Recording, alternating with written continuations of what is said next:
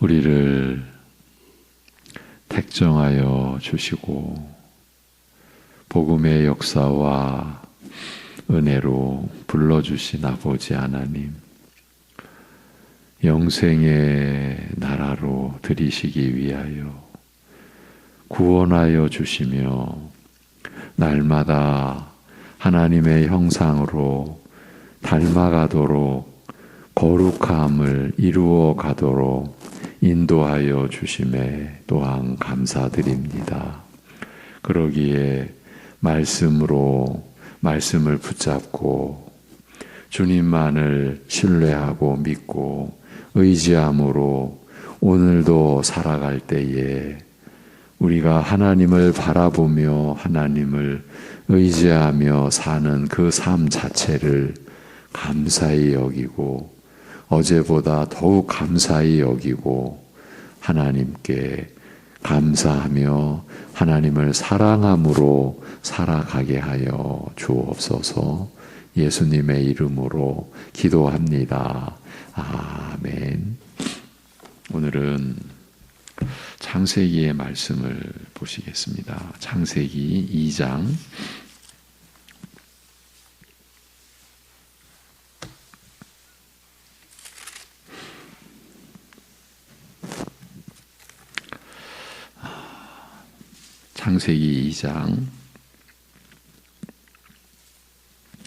15절에서 17절까지 보시겠습니다. 창세기 2장 15절에서 17절입니다. 같이 보십니다.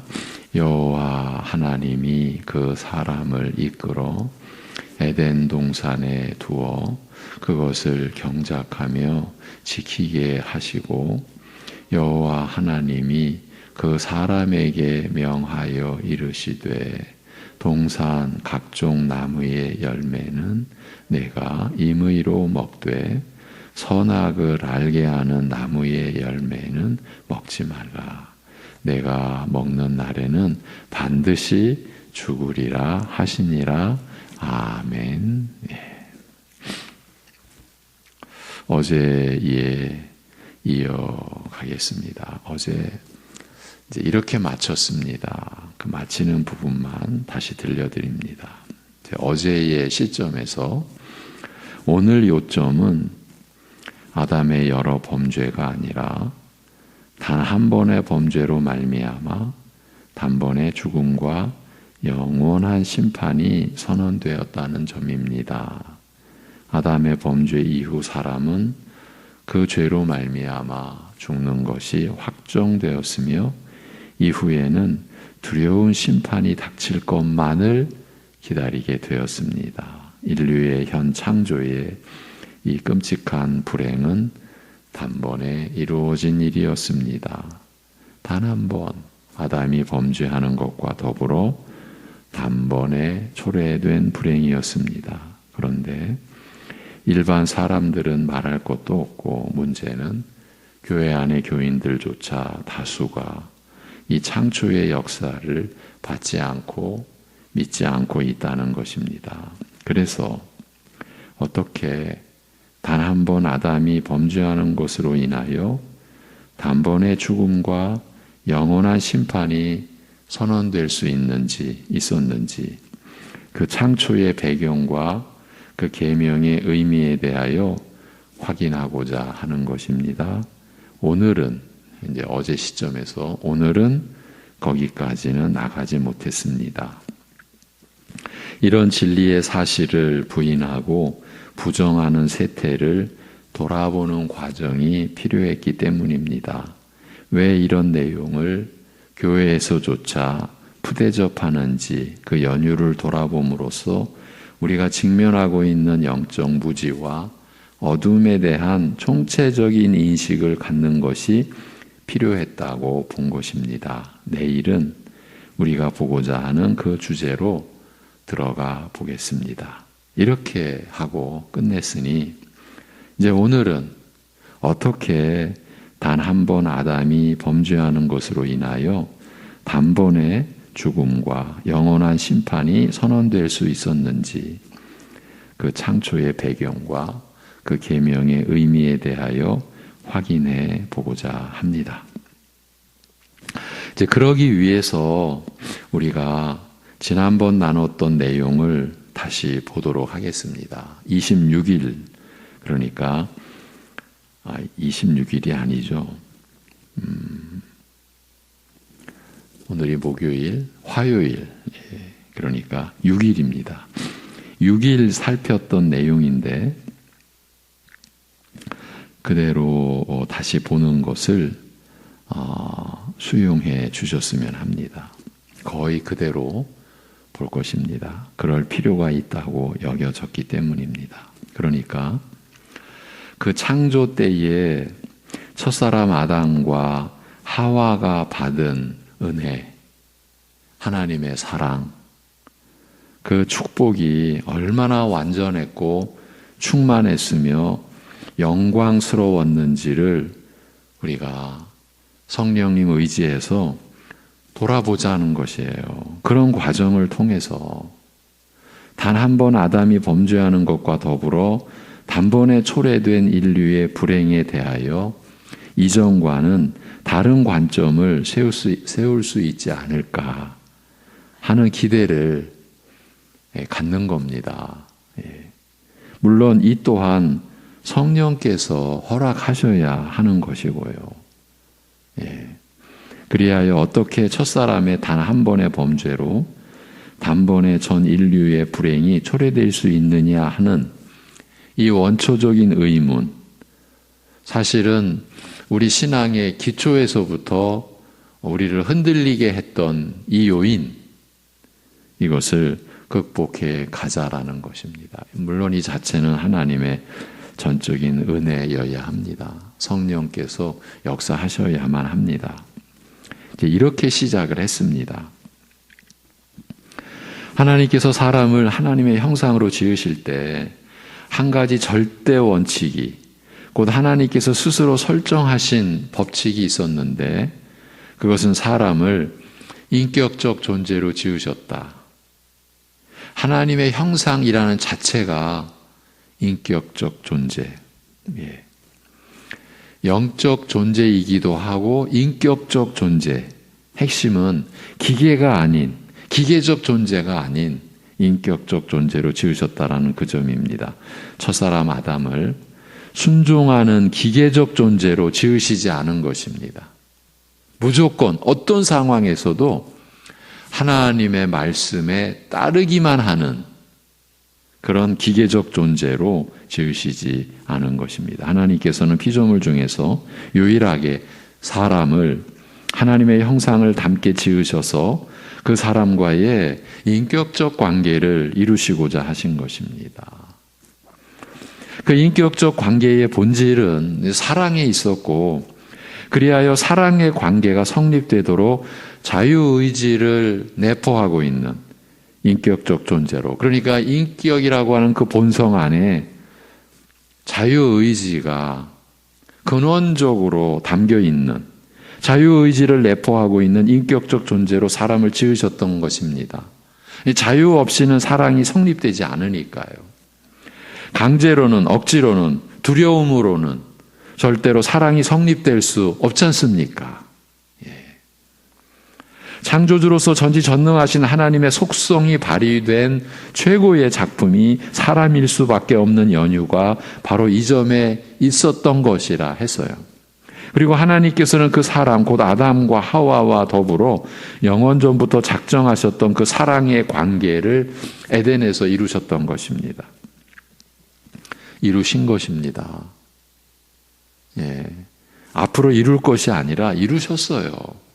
그 관계 속에서 하나님의 선하심과 인자하심은 에덴 동산 안에, 그리고 아담과 하와의 존재 안에 충만했고, 하나님의 영광 역시 피조 세계의 모든 피조물 안에도 충만하였던 것입니다. 그 신성과 능력의 그 영광됨의 충만함이 온 피조 세계를 채웠던 것이에요. 하나님의 뜻이 이렇게 이루어진 창조의 역사에서 그 최고의 피조물은 하나님과 사랑의 관계, 곧 인격적 관계를 이루게 된, 곧 하나님의 형상으로 지음받은 사람이었던 것입니다. 여러분, 우리가 교회 안에서, 우리 신자들 안에서 예수님과의 인격적 관계 이렇게 얘기하잖아요. 각자가 주님과의 인격적 관계를 이루셨습니까? 예.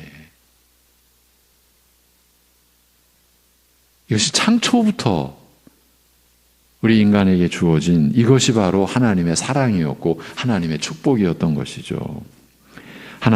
그래서 하나님의 선하심을 사람은 알고 그 인자하심을 느끼며 그 사랑 안으로 자신도 들어가야 한다는 선한 생각, 선한 판단과 함께 그렇게 하나님을 사랑하기를 원하고 사모하는 인격적 존재가 바로 사람이었던 것입니다. 이 모든 것이 첫사람이 누렸던 그야말로 영광이요 복락이며 평강이었던 것입니다. 충만한 평강이었던 거죠. 완전한 평강. 그래서 평강 자체가 완전함이라는 말에서 출발을 했거든요. 그런 평강을 누렸던 것이에요. 그 어느 것 하나 부족한 것이 없었으니 하나님을 아는 지식이 충만했고 모든 것이 선했으며 의롭고 거룩함만이 가득한 에덴이었던 것입니다.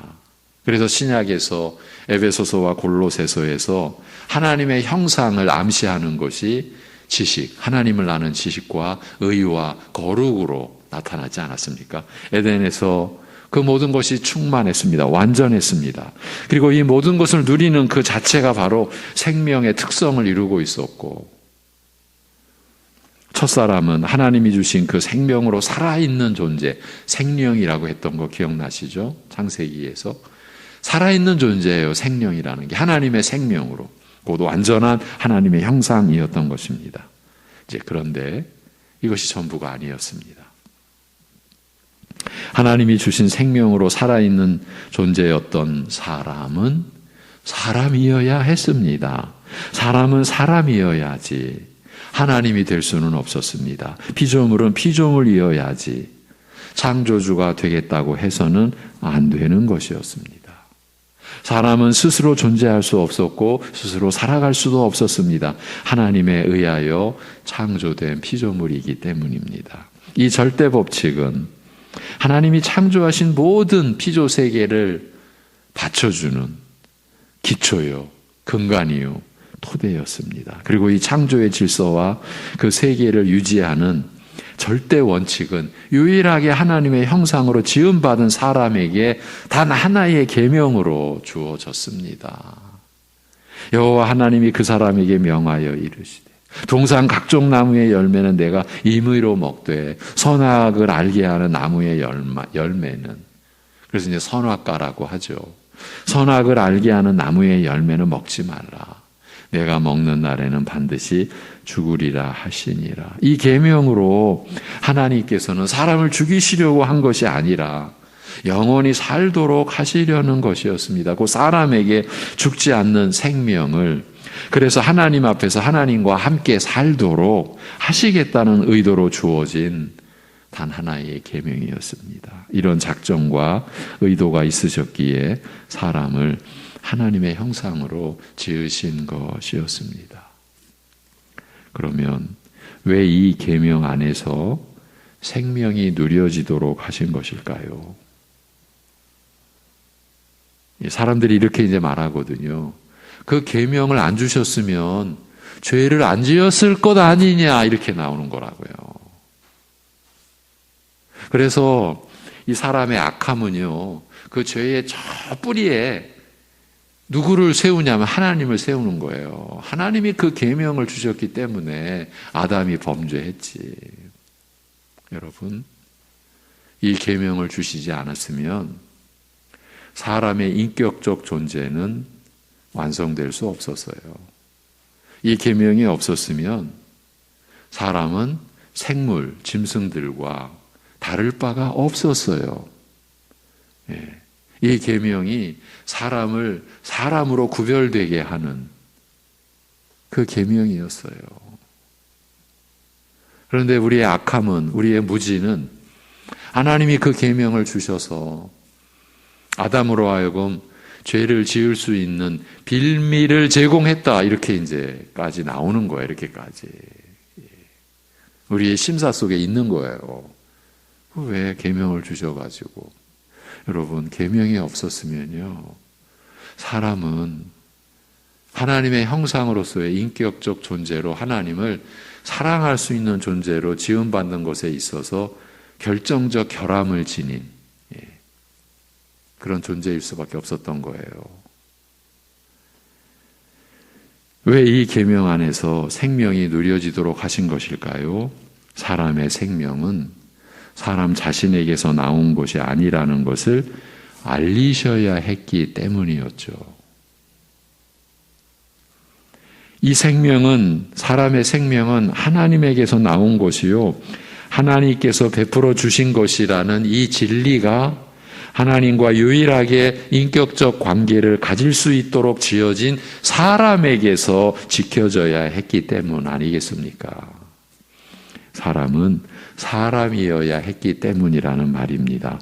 너는 창조주가 아니라 피조물로 있어야 한다라는 점을 하나님은 가르치셔야 했고, 사람은 나는 창조주가 될 수 없는 피조물이라는 이 사실을 하나님으로부터 가르침 받아야 했습니다. 그래서 사람은 에덴 동산을 경작하고 그 안에 모든 피조물을 지키는 하나님을 대리하는 영광스러운 직분을 수행하는 중에도, 어느 피조물과도 구별되는 특별한 영광을 누리는 중에도, 특별한 신분이죠. 하나님과 교통, 교제, 사귐을 누릴 수 있는 그런 특별한 지위, 신분, 그리고 만물을 다스리는 그런 구별된 특별한 영광을 누리는 중에도 하나님의 계명을 늘 알고 인식하고 지켜야 했습니다. 다름 아니라 사람은 사람으로서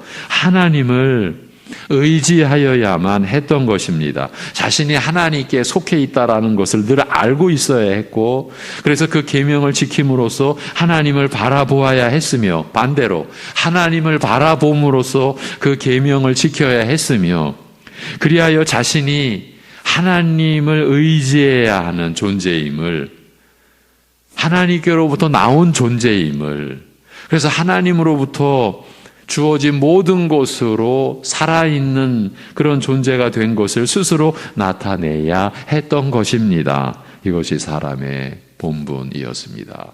사람의 위치였습니다. 오늘날 하나님 없이 그냥 살아가는 것이 나중에 불순종한 아담의 바로 그 모습이죠. 더 문제가 되는 것은 우리 교인이, 신자가 하나님의 말씀으로 살지 않고 자기 주관대로 상식적으로 내 양심이 이 나를 판단해 준다고 하면서 일반 세상 사람들의 관점에서 살아가는 것, 그 역시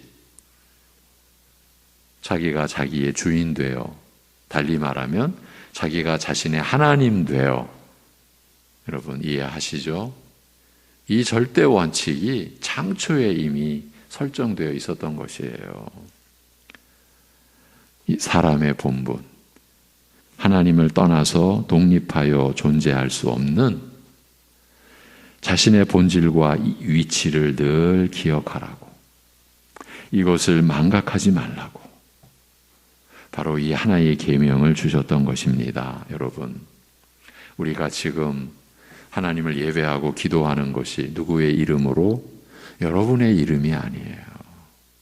그런데요, 우리의 삶의 실제는 마치 자기의 이름으로 기도하고 예배하고 자기의 이름으로 복락을 누리듯이 그런 모습이 우리 안에 얼마나 많은지 우리 스스로를 살펴야 되죠.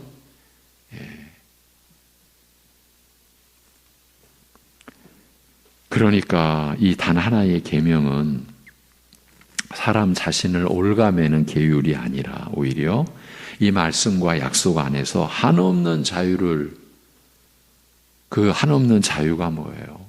그 생명의 충만함을, 그리고 하나님의 사랑의 온전함을 누리도록 하시기 위한 하나님의 지혜와 능력으로 주어진, 하나님의 지혜와 능력이 모아진 단 하나의 계명이었던 것입니다.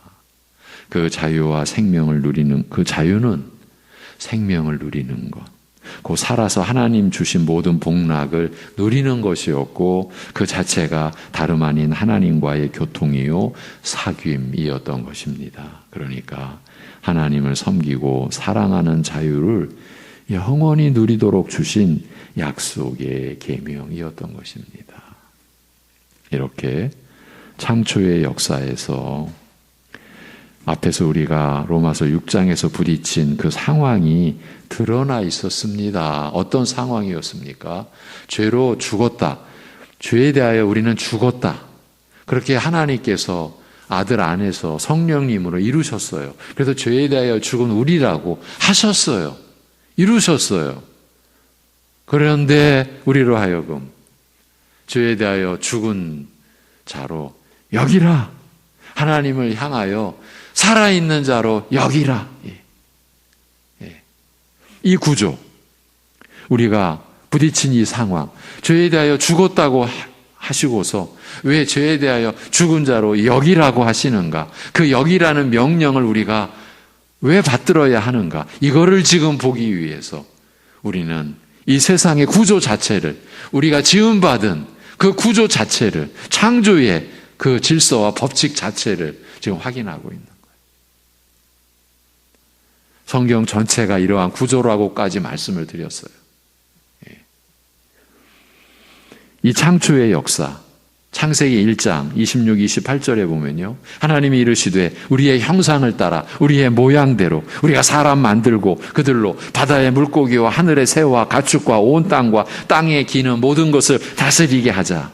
이런 영광된 지위를 주셨어요. 그리고 하나님이 자기 형상 곧 하나님의 형상대로 사람을 창조하시되 남자와 여자를 창조하시고 하나님이 그들에게 복을 주시며 하나님이 그들에게 이르시되 생육하고 번성하여 땅에 충만하라. 땅을 정복하라. 이것은 이제 하나님의 선하심으로 다스리라. 바다의 물고기와 하늘의 새와 땅에 움직이는 모든 생물을 다스리라 하시니라고 기록되어 있습니다. 그리고 그 1장 31절 마지막 절이죠. 하나님이 지으신 그 모든 것을 보시니 보시기에 심히 좋았더라. 예. 죄와 사망은 없었어요. 심히 보시기에 좋았더라. 저녁이 되고 아침이 되니 이는 6째 날이니라. 6일 동안의 창조의 그 성취, 완성, 이렇게 기록해 놓았어요. 이와 같이 하나님의 창조의 사역은 완성되었습니다. 그런데 창세기 2장 16, 17절 우리가 오늘 보았던 본문에 선악을 알게 하는 나무의 열매는 먹지 말라. 내가 먹는 날에는 정녕 죽으리라고 하신 것입니다. 선한 창조는 완성되었는데 그럼에도 불구하고 하나님의 형상인 사람은 선악을 알게 하는 나무의 열매는 먹지 말라. 내가 먹는 날에는 반드시 죽으리라는 명령을 받들어야 했습니다. 이미 창조의 사역을 통해서 유일한 하나님의 형상으로 지음받은 사람은 만물을 다스릴 특권까지 부여받았는데 한없는 복락을 이미 다 입었고 누리고 있는데 그러나 그것으로 끝난 것이 아니었습니다. 선악을 알게 하는 나무의 열매는 먹지 말라라는 이 명령의 말씀을 받들어야 했습니다. 이것이 바로 하나님의 사랑이었습니다. 하나님의 사랑이 이렇게 나타난 것입니다. 어떻게 이것을 하나님의 사랑이 나타난 것이라고 할 수 있겠습니까? 이 계명으로 피조물인 이 사람이 하나님을 사랑할 수 있는 길, 그리고 하나님을 사랑하는 방식이 주어졌기 때문이에요. 그것을 알리신 것이에요. 그 계명으로. 그러니 이 계명 자체가 본래는 하나님의 사랑이요 또한 하나님의 사랑을 나타내신 것이라고 말씀을 드린 거예요. 피조물인 사람이 하나님을 사랑할 수 있는 길과 방식, 그것은 하나님의 계명을 지키고 따르는 것이었어요. 오늘날 이름 없는 한 신자가 하나님의 말씀대로 산다라고 하는 것이 바로 하나님을 사랑하는 이 세상 그 누구도 가장 가까운 가족조차도 못 알아봐 줄 때 하나님은 그 사랑을 아시는 거죠. 예.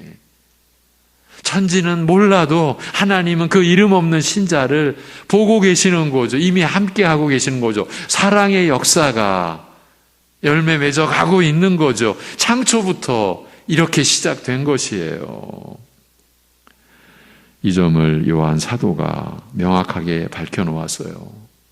6월절 마지막 만찬, 이제 잠시 뒤에 십자가에 못 박히실 예수님께서 사랑하는 제자들에게 내가 아버지의 계명을 지켜 그의 사랑 안에 거하는 것 같이 너희도 내 계명을 지키면 내 사랑 안에 거하리라. 하나님의 아들이신 예수님의 말씀이었어요. 그 요한 사도가 이제 요한 1서 5장 3절에 하나님을 사랑하는 것은 이것이니 우리가 그의 계명들을 지키는 것이라. 그의 계명들은 무거운 것이 아니로다. 여러분, 이 요한 1서에서 계명은요 이렇게 모아져요. 주 예수 그리스도를 믿고 서로 사랑하는 것. 예. 여러분이 상대방의 허물을 덮어주고 가족과 교우의 허물을 덮어주고 하나님의 그 성품을 따라서 사랑하는 것, 서로 사랑하는 것이 곧 하나님을 사랑하는 것이라. 우리 피조물 이 죄인들의 이 연약한 그 사랑을 하나님은 자신을 사랑하는 것으로 받아주시는 거예요. 이렇게 창세기의 이 창조의 하나님과 피조물과의 관계, 인간과의 관계의 이 설정이 신약 성경 뒤에 끝무리에 요한 1서에 가서 하나님을 사랑하는 것은 이것이니 우리가 그의 계명들을 지키는 것이라. 그의 계명들은 무거운 것이 아니로다. 여러분, 이 에덴 동산에서의 이 단 하나의 계명이 무거운 것이었습니까? 예. 우리가 생각해 봐야 되죠. 무거운 것이었습니까? 어려운 것이었습니까? 예. 바로 이 사랑의 법칙이 창조의 에덴에서 이미 세워졌던 것입니다. 그러니까 이 단 하나의 계명으로 사람은 자신이 하나님께 속한 자이니 스스로 독립된 존재가 아니요. 그리하여 스스로 살겠다고 할 수 없다라는 점을 이 단 하나의 계명으로 늘 기억하는 것이며, 그래서 사람은 언제나 하나님을 의지해야 할 존재임을 잊지 않고 날이 갈수록 더욱 하나님께로 나아가며 하나님만을 신뢰하고 의지해야 할 자신을 일깨워야 했던 것이죠. 그리고 이렇게 함으로써 하나님께서 작정하시고 바라셨던 단 하나는 피조물인 사람이 하나님을 사랑하는 것이었어요. 사람 자신이 하나님의 피조물이요 하나님께 속한 자인 것을 알므로써 하나님을 사랑하게 되고, 더 나아가서 언제나 하나님을 의지해야 할 자신을 일깨움으로써 또한 더욱 하나님을 사랑하게 되는 것을 바라셨던 것입니다. 여러분, 사랑하는 기계로 지으신 게 아닙니다. 사랑하는 기계는 사랑하는 게 이미 성립이 안 되는 것 아닙니까? 아담을 순종하는 기계로 지으시지 않았던 것, 이것 때문이 아니겠습니까? 그래서 계명을 통해서 그 순종의 여부를 하나님께서는 판단하시고 사람은 스스로가 그 순종의 사랑을 이루어 가도록 이런 인격적 관계, 사랑의 관계를 하나님은 작정하셨던 것이죠. 이것이 우리 인간을 향한 하나님의 본래의 뜻이요 궁극적인 뜻이었습니다. 하나님께서 사랑하셔서 하나님의 형상으로 지으셨듯이, 하나님께서 사람을 사랑하셔서 하나님의 형상으로 지으셨듯이 지음받은 사람이 자신의 형상의 본체이신 하나님을 사랑하도록 하시기 위해 선악을 알게 하는 나무의 열매는 먹지 말라. 내가 먹는 날에는 반드시 죽으리라는 명령과 약속의 말씀을 사람에게 주신 것입니다. 그 사랑을 베푸신 것입니다. 하나님 자신의 인간을 사랑하시는 그 속내를 이렇게 드러내신 것입니다. 그리고 첫사람은 아담과 하와는 그 열매를 먹지 않음으로써 자신의 피조물됨, 그리고 하나님이 자신을 사랑하시는 것을 알아가며 자신들도 하나님을 사랑하도록 이 계명을 주신 것입니다. 그런데 사람은 이 모든 하나님의 뜻과 은혜와 사랑을 거부하고 계명에 불순종했습니다. 하나님과 같이 되려고. 그래서 스스로 살겠다고 계명을 어긴 것입니다. 그렇다면 이 상황을 어떻게 보아야 하겠습니까? 이렇게 되면 모든 것이 끝난 것 아닙니까? 사실은 여기서 사람의 모든 것은 끝났다, 이렇게 보아야 하는 것 아닙니까? 그리하여 이 아담의 범죄 이후 사람은 그 죄로 말미암아 죽음이 확정되어야 마땅했고 심판만을 기다릴 수밖에 없는 처지 말고는 아무것도 기대할 게 없게 되었다. 여러분, 이것이 마땅한 것 아닙니까? 아담의 범죄 이후를 이렇게 보는 것이 합당하지 않겠습니까? 그 에덴의 상황에서 보면요. 그래서 우리가 이 창초에 이 에덴에서의 상황을 보고 또 본 겁니다.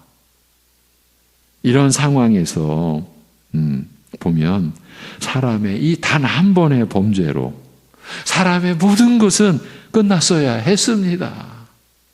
어찌 그 한 번의 불순종으로 모든 인간의 죽음과 심판이 결정되었다고 할 수 있느냐는 반문조차도 성립될 수가 없었습니다.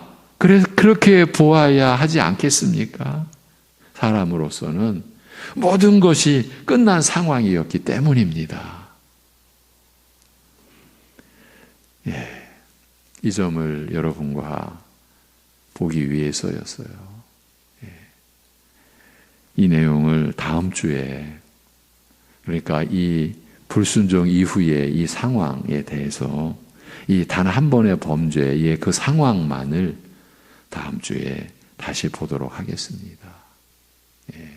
여러분, 이 단 한 번의 이 사람의 이 범죄를 원죄라고 하잖아요. 그런데 지금 이 땅에 존재하는 다수의 교회가, 근데 다수라고 말하는 것도 부족합니다. 대부분의 교회가 지금 우리가 나누고 있는 이 내용을 받지를 않고 있는 상황이라면 여러분 어떻게 생각하십니까? 그건 제가 판단하는 게 아니라 전 세계의 교회를, 한국 교회를 두루 살필 수 있는 위치에 있는 분들이 그렇게 판단하고 있습니다. 다수, 대부분의 교회가 이 아담의 죄, 원죄를 부정하는 거예요. 교회 안에다가는 원죄를 부정합니다라는 말은 안 하면서 부정하는 전제 하에서 성경을 읽도록, 그리고 성경을 가지고 설교를 하고 있어요. 이것이 오늘날의 현실이라면 오늘날 교회가 얼마나 어렵고 위험한 상황이겠습니까? 이 점을 우리 스스로도 돌아보자라는 거예요. 그러면 우리 교회는 예외이겠습니까? 이렇게 우리가 말씀을 나눠도요, 우리 교회 안에 적지 않은 분들이 이런 말씀에 귀를 닫고 마음을 닫아버리고, 저는 그렇게 보는 것이 지금 우리 이 시대의 교회 안에서 그렇게 보는 것이, 우리 교회 안에도 그렇게 지금 믿음의 상태가 그렇다라고 보는 게 오히려 이 어둡고 어렵고 위험한 상황을 그래도 하나님의 은혜로 극복해 갈 수 있는 하나의 준비 단계라고 저는 그렇게 보여집니다. 아, 우리 교회는 괜찮아. 이것처럼 더 위험한 것이 없지 않을까 싶습니다. 명령을 우리가 받는 그 위치, 사람의 위치를 확인해야만 했습니다.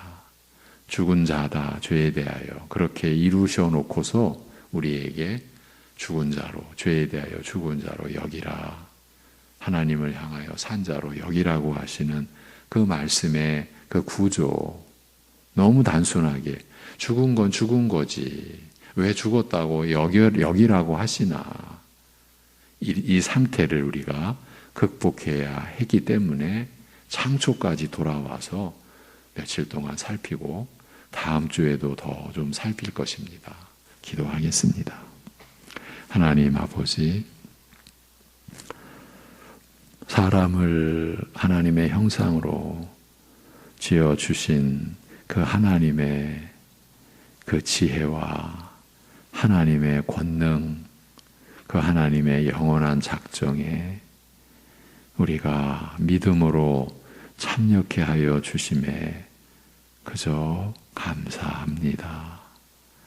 이 하나님의 영원하신 뜻과 그 영원하신 사랑을 우리가 이 연약한 인생 중에 더 알아가게, 더 바르게 알아가게 은혜를 베풀어 주옵시고, 이 지식 또한 하나님으로부터 주어진 것이기에 지식 자랑으로 또 실족하지 않게 하여 주옵시고, 주님만을 절대 의지하는 삶을 오늘도 이루어 갈 때에 역경과 환난 속에 있을지라도 그러기에 더욱 하나님을 의지하는, 하나님께 전적으로 내어 맡기는 믿음의 역사를 오늘도 경험케 하여 주시옵소서. 예수님의 이름으로 기도하옵나이다. 아멘.